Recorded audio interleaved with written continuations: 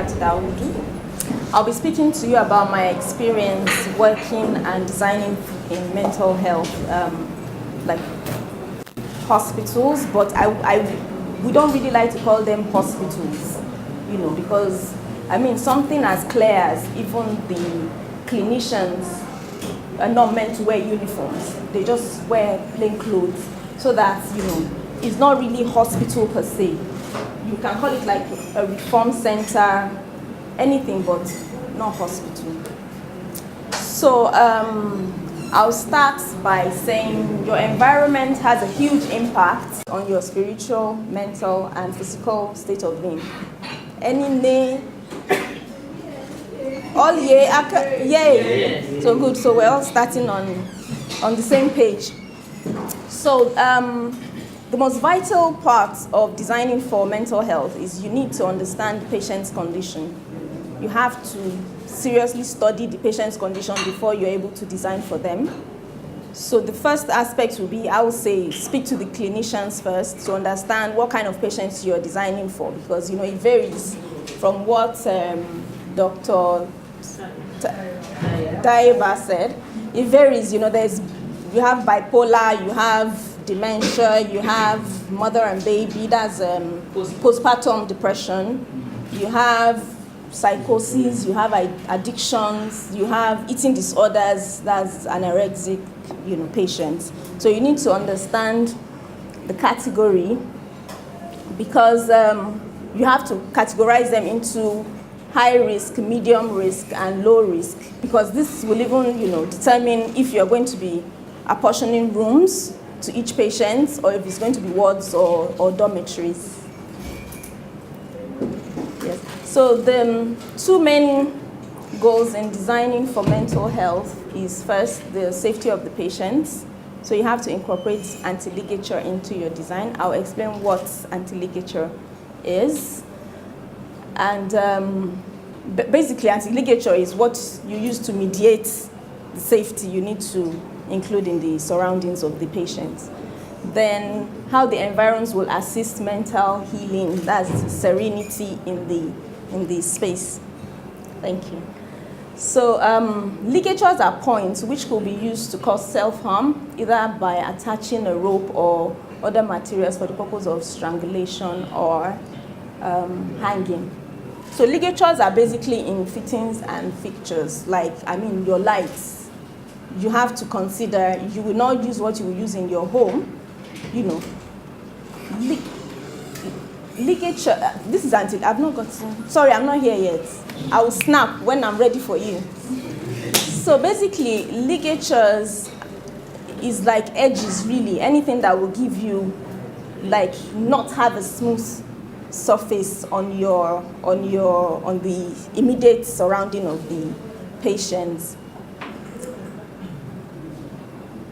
I have some pictures that I will show you later, so you understand this more as we go along.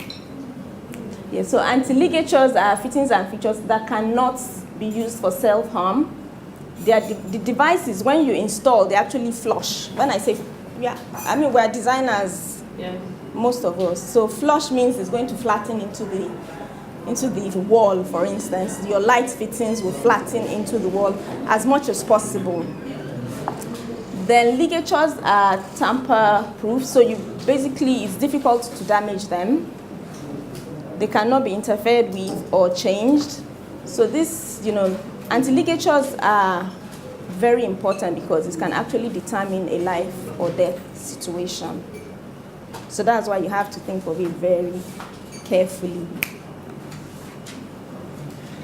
So anti-ligature is determined. Now, it's not, if you say something, for instance, a light fitting is anti-ligature, it doesn't mean you can fit it on any ward or any dormitory, because anti-ligature that you will use for psychosis design or addictions design will be different to what you will use on a dementia or postpartum design. So for instance, psychosis is high risk, dementia is low risk, because someone with dementia are highly unlikely to commit suicide. their own will be things like absconding, like running away, and then because it's memory loss, that's what dementia is. But psychosis are people that they hear voices. Someone is talking to them and they're answering the person. So for instance, they can even use like the door handle to cause themselves self-harm. So designed for anxiety disorder as well will differ from learning disabilities, although you can find such patients in the same age bracket. So this is what's like, when I said examples of what is like light fitting that will almost flush into the ceiling. And with the door handles, you can see that with this, you can actually use to put your fingers into the actual door handle before you can pull it open. Same with this one. This is even, a bit different because this is called a thumb turn. You only need the tip of your fingers to just turn it open. But interestingly, on the other side of all this, you have your normal door handle. So that means this will be in the room. The door handle will be externally where there is visibility and traffic, human traffic as well. So your concepts, you must not have dead ends, no corners. You need 100% visibility. You must have long corridors, a lot of natural lighting, ventilation, and adequate shared spaces. Yes, so your concept is easier to adopt, like concepts like this, because you will achieve long corridors. You don't want corners where people can hide, or edges where you can't have 100% visibility. So in most cases, in your corners, you can have like your admin accommodation or your nurse stations, so that anybody in this corner, for instance, can view down this corridor or down the other corridor. Same with the other. So this is what layouts must, would look like. Just like what Dr. Daiba showed us, it looked like that. So basically it's just achieving the long corridor for 100% visibility. So your nurse station will be here, for instance, where clinicians can see if anybody is up to no good, or even there'll be human traffic. Now, these are generic spaces for your floor plans. Now, the thing is, in our environment, you might agree with me that the issues on mental health that's happening mostly now is addictions. And that sometimes, I think, goes into psychosis, doctor. Addictions sometimes goes into psychosis. So I based it more on what we have here.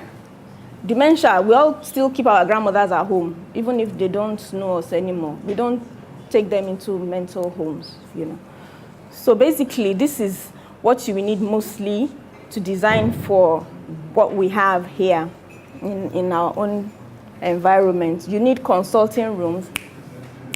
I want to go, then I'll go back. No. Go. The high dependency and observation, I need to explain it, so that's why I needed a different picture. So high dependency is also called the seclusion room. So basically, you need a room for observation when you have the patient on the other end, and then you need a screen, like a vision panel, to see the person, but the person can't see you, because that's the only way you will monitor such a patient. In most cases, when patients are brought newly into like a reform center, this will be the first drop-off point, because they need to be monitored before they can now get some kind of treatment, before they can move into whatever transfer ward they'll be going into.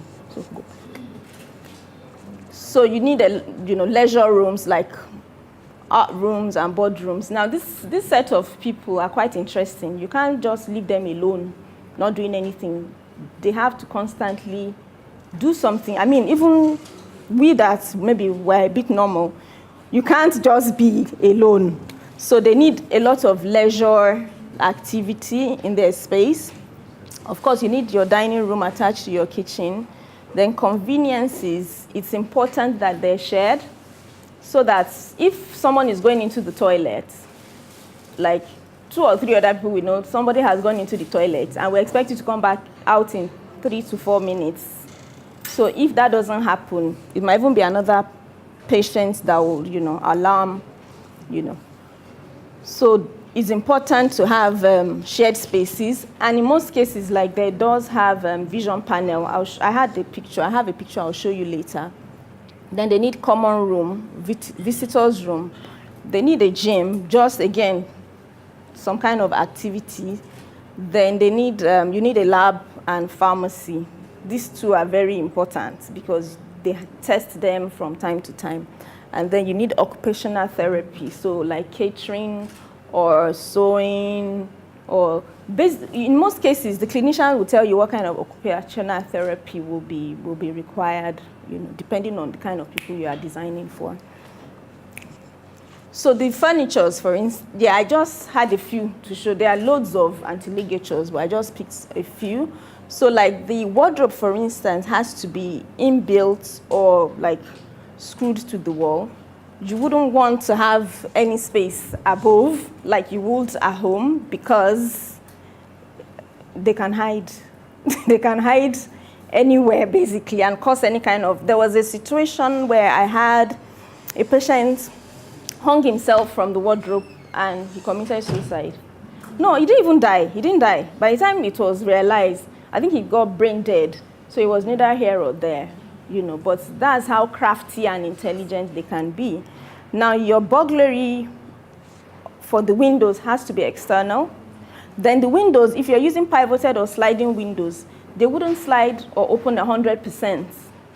They'll just slide like maybe 40 to 45%, just so that they will not have, a lot of access to the outside.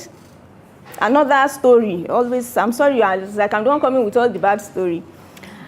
A patient once hung himself with the burglary and he uses his shoelace. And that one it was suicidal, he died.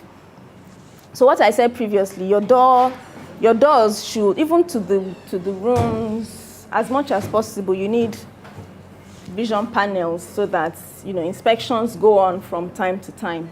If you're designing for like ground floor or third floor, if you're going to upper levels, you have to, at design stage, decide who is going to be the patient's category that will be at, upper levels or ground levels. There was a situation in Niger State where a patient went into the ceiling for 2 days. And they didn't know where he was. For 2 days, he was in the ceiling. That kind of patient has no business being on the first floor. He should be on the ground floor where you have high headroom and it's decked. But if you're not going on upper levels and you're going to have those kind of patients, that means you have to provide like decking for such, spaces. Then it's important to have panic alarm systems and CCTVs because sometimes the patients can attack their carers, and it's only by like panic buttons that, anyone will know if anything is going on in a kind of space. Then serenity. I'll just talk on this very briefly because she said it already, So this is a state of being peaceful and calm. So you see, the interior needs to be warm. From what I've described about anti-ligatures, they sometimes look and seem boring, but you still have to be able to make the place a bit warm and lively. And as much as possible, let it be near home. If you have to find the balance for the place to look near home. Well, the colors, she's touched on almost all the pastel colors, but it would be nice to have like a feature wall just to brighten up so it doesn't look too gloomy. I have some pictures. So something maybe like this, I think it's orange, burnt orange. So it doesn't look too dull, something a bit. Then what I was saying about the furniture, if you notice, this kind of bed, those beds are actually bolted to the floor. It's robust, but it's still bolted to the floor because there are even cases where you have like MOD, Ministry of Defense, in facilities like this, strong, hefty men, but, they need treatments. They need treatments. Like, look at that. Look at this. There's no handle to the chair, but, I'm not going to dwell on that too much. So architecture, I'm closing now. Architecture is art when one consciously or unconsciously creates aesthetic emotion in the atmosphere and when this environment produces well-being. Thank you.